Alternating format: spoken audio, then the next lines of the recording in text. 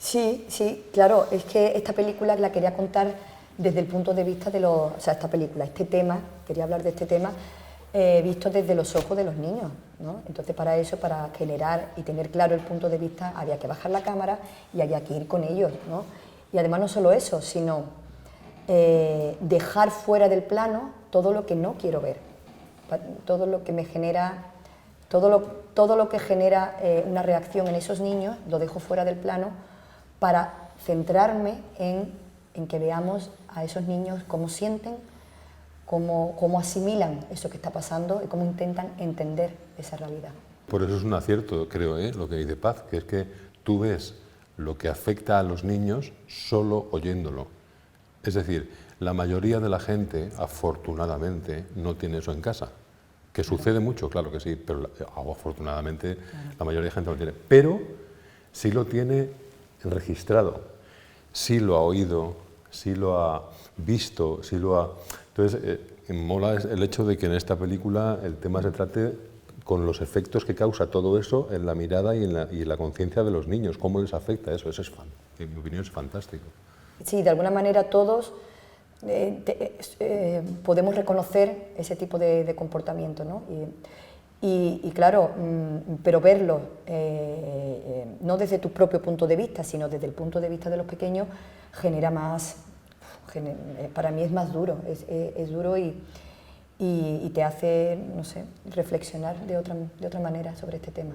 Como actor es muy agradecido. Sí. Claro, claro. No, claro, pues es que alguien tiene que hacerlo. Es verdad que se lo dije a Paz el otro día, digo, cada vez me gusta menos como ser humano hacer esos personajes, pero como actor es un bombón, que se dice. Claro. Y además me parece muy acertada la idea de Paz, de ponerlo a ese padre, digamos, casi en penumbra, no en penumbra, sino, como se dice, desenfocado, etcétera, etcétera. Alguien tiene que hacerlo y a la hora de hacer una película hermosa como esta me ha tocado a mí, o sea que guay. Un monstruo, yo ahí difiero, yo personalmente. Es verdad que el resultado final, ¿no? O lo que ves y si te quedas un poco fuera es un monstruo, pero en el fondo para mí también es un pobre hombre.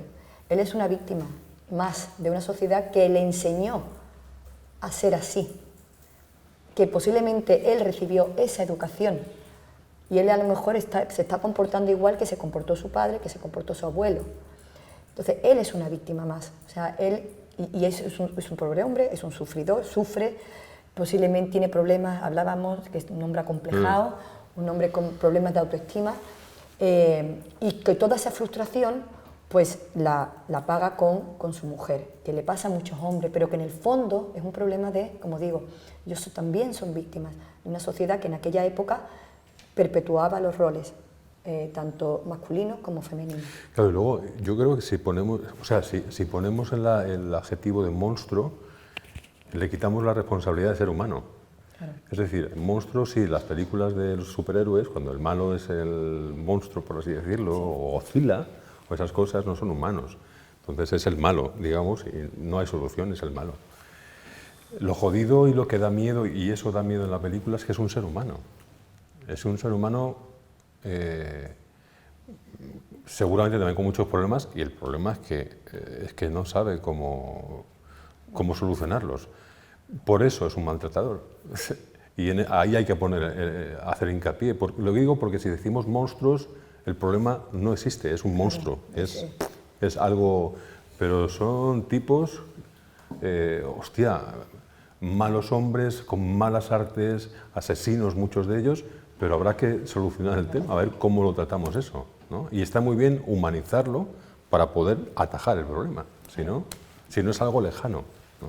Y por cierto, creo que en la película está muy bien tratado. Todo esto que decís, creo que se refleja súper bien en la última mirada de Roberto, al final de la peli, sin entrar en spoilers, pero la cara que pone el personaje... De sufrimiento, de dolor, de qué he hecho, lo que acabamos de hablar, o sea, posiblemente ese hombre después de eso se hubiese tirado por la ventana, si no llega la vecina, porque él mismo ha caído en la cuenta de la barbaridad tan tremenda que ha hecho. Él no se regocija en lo que pasa, él se dice, ¿pero qué he hecho? Se le viene el mundo encima, sea, este hombre va a ser un desgraciado toda la vida por eso. O sea, que no es un malo per se, no es malo, malísimo per se, no. Tiene malas formas, tiene malas artes, como tú dices, pero posiblemente son malas formas aprendidas, no que le salen de él. Y afortunadamente no son todos los hombres ni muchísimo menos, son un número muy reducido, pero que hace mucho daño. Es muy bonito el personaje de la vecina, de Beatriz Cotolá, sí, de Cotobal, porque tiene solamente 3 apariciones, muy breves, sí. O sea, es increíble, pero en esas 3 apariciones hay una vida entera contada, de alguna manera, y hay algo muy bonito, y ella hace un trabajo extraordinario que con 3 miradas, ¡buah!, dice, pobre mujer que la han rechazado, porque le han visto porque es una mujer madre, soltera o separada, no saben, ni siquiera las vecinas ni el entorno se ha parado a hablar con ella, a preguntarle, ¿qué pasa? ¿Cuál es tu vida? ¿Por qué estás aquí? Todo el mundo tiene ideas preconcebidas y la han apartado, pobrecita, se siente sola, y son de esos personajes que me generan tanta empatía y que se merecerían otra película, un spin-off, de qué pasa con esta mujer que se ha tenido que ir de esa casa con ese niño porque la han echado, ¿qué pasa? A mí complicado no me ha resultado nunca porque, bueno, eran unos niños que iban muy preparados, hicimos un trabajo previo intenso, como de mes y medio, donde a través de juegos, de improvisaciones, hicimos que realmente fueran niños, fueran una familia, fueran hermanos, ¿no? Y luego trabajamos las secuencias una por una. O sea, los niños no tenían en su cabeza toda la película, ni mucho menos. O sea, son niños pequeños y no. Entonces vamos uno por uno y entonces ellos llegaban, les explicaba lo que pasaba. Si ellos tenían alguna frase que decir, lo traían preparado de casa, obviamente. Y trabajamos, pues eso, poquito a poquito, con mucha paciencia, con mucha tranquilidad, para que los niños no sintieran ni presión ni agobio. Y es que he tenido suerte de encontrar 3 niños maravillosos, sí, que saben, que escuchan, sobre todo que escuchan, y tienen una capacidad de escucha increíble.